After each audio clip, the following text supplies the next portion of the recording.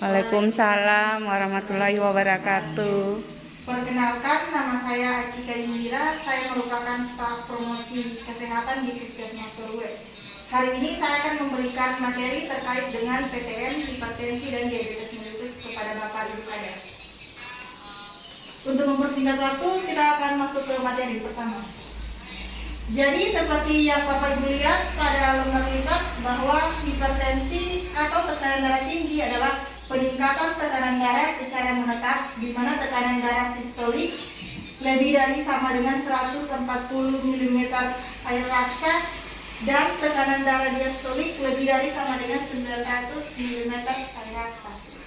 Jadi hipertensi ini kadang terjadi tanpa gejala, jadi Bapak Ibu tidak bisa merasakannya. Namun ada beberapa tanda yang mungkin muncul pada saat seseorang mengalami hipertensi, yaitu sakit kepala, kemudian kelelahan, mual serta muntah, sesak napas, terus napas pendek, gelisah, pandangan menjadi kabur, mata berkunang-kunang, kemudian mudah marah, telinga berdengung, serta sulit tidur.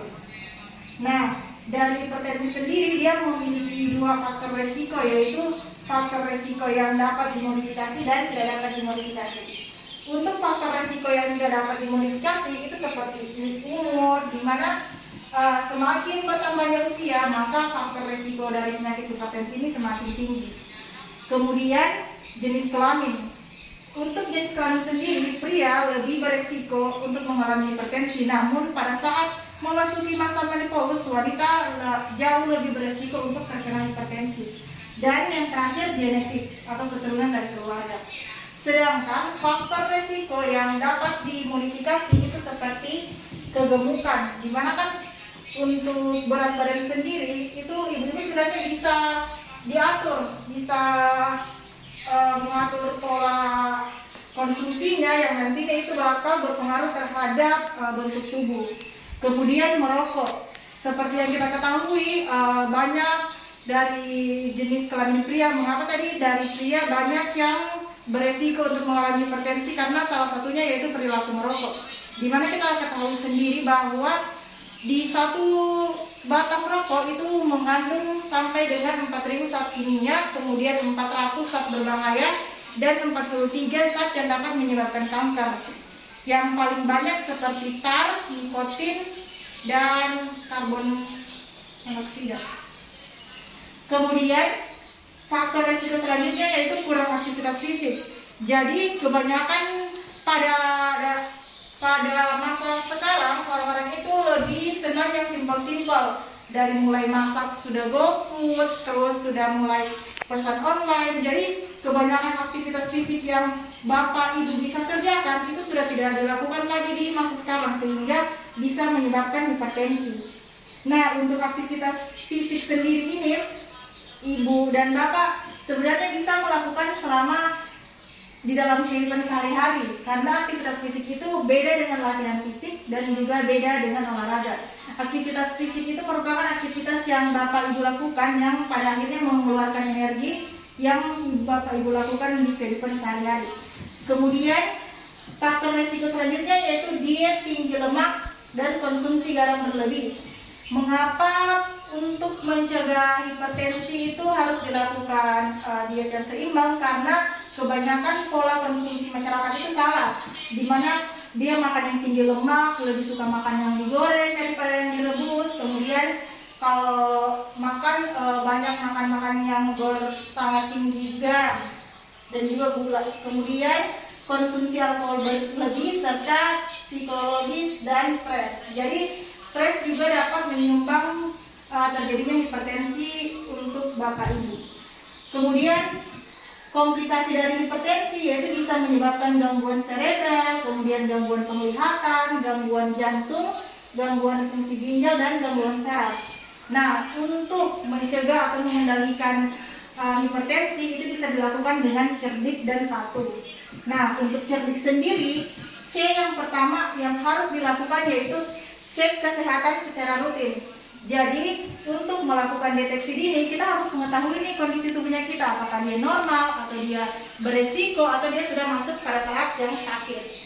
Kemudian enyahkan asap rokok. Jadi merokok ini memang agak susah untuk berhenti, tapi ada solusi yang bisa Bapak Ibu lakukan, yaitu dengan rumah bebas asap rokok. Jadi untuk bapak-bapak atau ibu-ibu, bagaimana cara penyampaiannya, yaitu sampaikan kepada masyarakat untuk tidak merokok di dalam rumah, jadi bisa merokok di luar rumah. Kemudian rajin aktivitas fisik.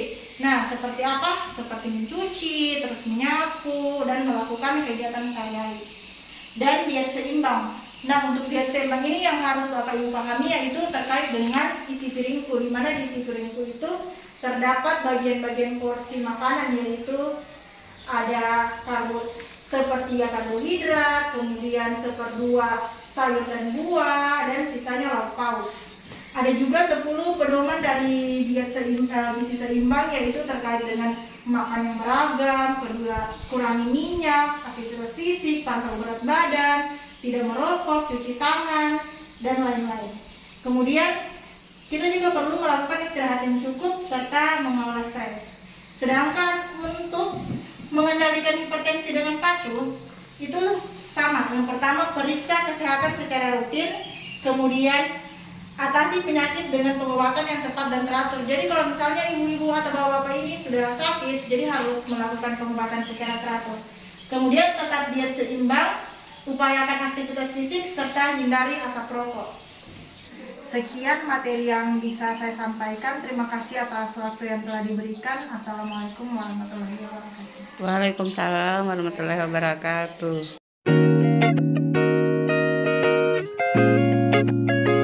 Assalamualaikum warahmatullahi wabarakatuh. Perkenalkan, saya Eva Sihartati dari Puskesmas Terule yang merupakan salah satu perawat sekaligus penanggung jawab program penyakit tidak menular. Oke, baiklah. Saat ini saya akan memperagakan atau mempraktekkan cara melakukan pengukuran tinggi badan, berat badan, dan tingkat perut. Sekalian juga dengan bagaimana cara menghitung IMT atau indeks massa tubuh. Ya, yang pertama yaitu pengukuran tinggi badan. Diharapkan pasien yang akan dilakukan pengukuran tinggi badan melepaskan alas kakinya, kemudian tumit rapat di dinding, terus tangan menjuntai ke bawah, posisi rileks, santai, kemudian pandangan lurus ke depan. Kemudian kita menarik alat pengukur tinggi badannya pas sejajar dengan puncak kepala. Di sini didapatkan tinggi badannya 152 cm. Kemudian kita lanjut dengan pengukuran tinggi berat badannya, yaitu timbangan kita posisikan ke angka 0.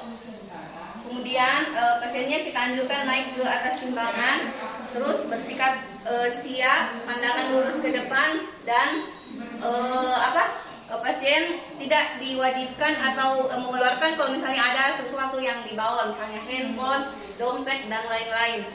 Terus kita lihat angka yang ditunjukkan pada timbangan, yaitu 52,3 kg.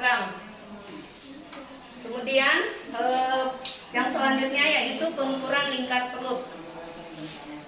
Sebelum melakukan pengukuran lingkar perut, kita tentukan dulu letak meterannya, yaitu berada di antara tulang bagian atas dari tulang pinggul dan tulang rusuk yang paling bawah. Jadi di sini ya. Kemudian kita pasang, sebaiknya kalau pasien menggunakan pakaian yang tebal, sebaiknya disingkapkan atau diangkat ke atas. Ibu tabe bisa dipegang.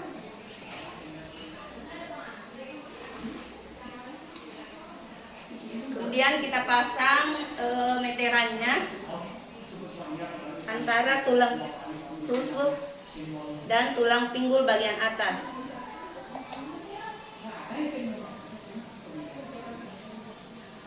Di sini didapatkan lingkar perutnya 75 cm.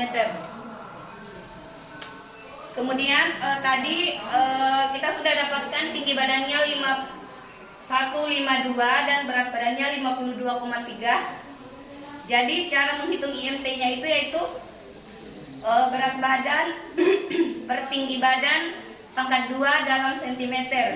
Jadi didapatkan 52,3 per 1,52 pangkat 2 atau kuadrat, hasilnya 22,6. Jadi IMT-nya ibu ini normal ya. Oke, sekian dari saya cara pengukuran tinggi badan, berat badan sekalian dengan penentuan IMT dan pengukuran lingkar perut. Assalamualaikum warahmatullahi wabarakatuh.